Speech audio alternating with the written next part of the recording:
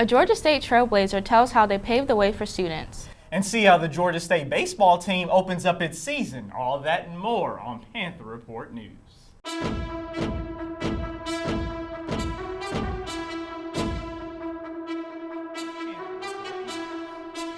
Hello and welcome to Panther Report News. I'm Tyreek Wayne. And I'm Ashton Gates. Myra Payne Elliott, Barbara Pace Hunt, and Iris Mae Welch. These are the names of the three women responsible for suing to desegregate Georgia State University in the 1950s. And now the university is honoring them in the Groundbreaker Lecture series. PRN's Kara Nelson sat down with some of their family members to talk about their legacy today. You have really come a long way. 87-year-old Miss Myra Payne Elliott is one of the three ladies responsible for suing to desegregate Georgia State in the 1950s. Surrounded by her family, she's overjoyed about the recognition. You know, I am proud of the progress that we have made in a calm and civilized way. The late Iris Welch and Barbara Hunt were along Miss Elliott in the case that led to the integration of Georgia State and other universities in the South. And Georgia State hosted the Groundbreaker Lecture to honor these three women legacies. This is a story of great inspiration for young people, for middle-aged people, for older people, because it's a story about courage, it's a story about hope, it's a story about sacrifice. It's also, sadly, a story about pain. So Georgia State is now one of the #1 schools for graduating African American students. I heard. Yes, so how does that make you feel knowing that? Just top of the world. Top. I'm so glad you all are going to get an education. Continue to get an education. Alice Pruitt is the late Barbara Hunt's oldest daughter. She reminisces about her childhood while her mom was an activist during the civil rights era. I was around 12 years old, so I would actually go with her on a lot of those marches here in Atlanta. And every day after school, we lived in Adamsville, I would ride the bus down to SCLC to go down there and help out. And after the event, a documentary was played showcasing personal tokens of appreciation for the three trailblazers. It is your fortitude and your courage that has made it possible for me to pursue graduate studies. Live so that young people will want to admire you for what you're doing. Kara Nelson, PRN. Raising the taxes on e-cigarettes may be successful in its efforts of cutting down the number of people vaping, but another problem arises as a result. A new study funded by the National Institutes of Health finds that its tax increase may be the direct cause of more people purchasing traditional cigarettes. Yes, Tariq. E-cigarette sales dropped 26% for every 10% price increase, and get this, regular cigarette sales increased by 11%. The study is made up of a team of economists from 6 universities, including Georgia State's Andrew Young School of Policy Studies. The school's Michael Pesco is the co-author of the study, and he determines the connection between the sales of e-cigarettes and cigarette packs. It's that time for sports talk. Let's turn now to KEELIN BERRIAN for all the latest updates on Georgia State sports. Hey KEELIN, what's going on this week? Thanks, Tyreek. How's it going, everyone? I'm KEELIN BERRIAN, and welcome to PRN Sports. This week, we'll discuss the softball team's participation in the Spring Games tournament, the penultimate weekend for the Georgia State's men's basketball team, and the incredible start to the baseball season. But first, let's start off with the beginning of the beach volleyball season. This weekend, the Georgia State's beach volleyball team will kick off its season in the UNF Beach Invitational. The Panthers are set to face off against Florida International and North Florida today, and Mercer and Florida Atlantic tomorrow. The Panthers are 3-8 in their previous matchups against their first opponent, Florida International. Their last 4 matches ended in losses for Georgia State, with the most recent match in April of last year ending in a 2-3 loss. Head coach Beth Van Fleet had this to say about the team's readiness to get started.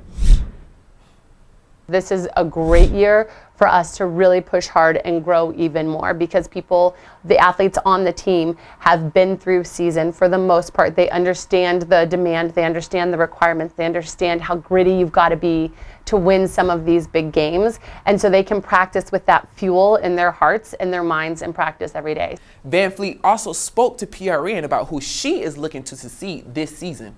Man, all 16 young women on our team, I'm so excited. I love working with each of them every single day. And it's incredible to track their growth over a season, over a semester, over a year, over their careers. We have 4 incredible seniors this year who have just contributed so much to this program. So of course it's fun to watch them lead and guide and kind of create what their legacy is going to be. We have a very strong junior class. Our sophomores have been incredible, and our freshman class this year is going to make an impact as well. So it's really incredible. The only person that I left off was our grad student, and she's been a lot of fun, and we're really excited to see what she does as well. So yeah, every single one of them to me is just fun to watch, and they're all so different, and they share the same vision, and I think that's one of the most beautiful things about a team. The Georgia State baseball team started its 2020 season with a bang last weekend as they swept their 3 games against Cincinnati, St. John's, and St. Peter's in a dramatic fashion. In their season opener, the Panthers walked off the game in the bottom of the 10th inning against the Bearcats. Heading to the top of the 9th, Cincinnati broke the 6-6 tie that the 2 teams had, but Georgia State managed to retie the game at 8-8 on wild pitches and forced extra innings. Senior Eliana Marejo got on base in the bottom of the 10th and managed to score the walk-off run on a single by senior Deanna Dees to win the game and upset the previous NCAA tournament contender. This was also the first game for the new Georgia State head coach Brad STROMDAHL. However, even with the momentum, the Panthers were unable to defeat Gardner-WEBB, who defeated Georgia State 8-10 to give the Panthers their first loss of the season. The Georgia State's women's basketball team 4-game win streak has come to an end at the hands of Appalachian State as they defeated the Panthers 64-59 in overtime. Reporter Krista White has more. I'm at the sports arena where the women's basketball team lost to App State 64-59 in overtime. Heading to the fourth quarter, the Panthers were down 7 to the Mountaineers. After a key defensive stop from the team and a big-time steal and free throws from Mariah Taylor, the Panthers tied the game at 47 with 6 minutes left to play. On the last possession of the game, Ashley Paulsek missed a layup to claim the win for the Mountaineers. I think in the second period, or in the first half, they made 8 free throws. They had 6 points off of second chances, and then I think 6 points off turnover. So you're talking about 20 points right there, where you should be able to control that and everything. The Panthers had a 6-0 run in overtime until App State may have run themselves. Here's what head coach Gene Hill had to say about his team performance in overtime. For some reason, we got confused with our on-ball coverage, how we was defending there. I'm not sure why, but we had some mental lapse there in crunch time, and we gave up some easy ones there in the confusion. In the first half, head coach Gene Hill was getting on to Shaq MILLER-MCCRAY about her defense. Here's what he had to say. Well, once Shaq went in there, I think she was still worried about fouling. And that's what I was telling her. Once you go in, you can't be worried and playing like you have 2 fouls. I think she was kind of playing timid there in the second period and kind of gave up some shots just because she was worried about picking up that 3rd foul. This loss ended the Panthers' 4-game winning streak. Coach Hill saw the bigger picture in tonight's game, wearing pink for Coach Yao. I was at Georgia Tech when Coach Yao was still coaching. And so I got an opportunity to meet her, and I remember exactly the day when she passed. Coach Yao was just an unbelievable person, just never quit, and never had a bad day. And she fought cancer courageously for over 20 years, and it's affected so many women, and it touches probably everyone in here some way or other. So to be able to go out and compete on this day and to pay honor to such a great lady who meant so much to the game of basketball is definitely a privilege. Crystal White, PRN. The struggle continues for Georgia State softball team as they dropped 4 out of the 5 in the spring games tournament last weekend. Their one win came in an 8-4 victory over Monmouth University on Sunday.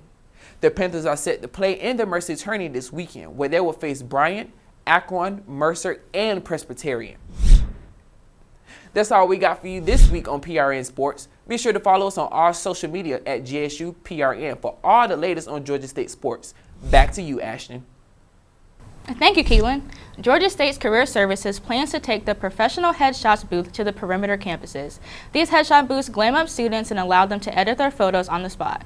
PRN spoke to Technology and Communications Coordinator Daniel Eggerson about the project. But the opportunity has arisen where we might be able to put one at a particular perimeter campus. We're talking about Clarkston. It's nothing official, but it's definitely something that we're planning for. But it's something I would like to scale out to the rest of the campuses because we've seen some crossover, some interest in the students that attend the career fair from the perimeter campuses, and it's only fair, it only makes sense to put it out there as well so they can have access to it. Across the globe, the coronavirus garners the attention from many for caution. PRN's Kevin Sanchez tells us how mathematical epidemiologist Dr. Granardo Chow is leading the Georgia State to approach the disease. Mathematical epidemiologist Dr. Gerardo Schawel leads a team of Georgia State researchers to create daily 10-day forecasts for the spread of the novel coronavirus. The forecast predicts the number of cases of the disease in China. We are using mathematical models that have been used to understand the spread of infectious diseases before, such as Ebola or influenza or SARS. And we are using also data coming from China. The coronavirus is composed of a series of viruses that come in forms of a common cold while also in more severe cases. And as of February 21st, the CDC confirms 35 cases in the United States. And health officials say that the coronavirus can be spread among people within 6 feet, and that's why they recommend antiviral masks like this to prevent the spread of droplets from coughs or sneezes.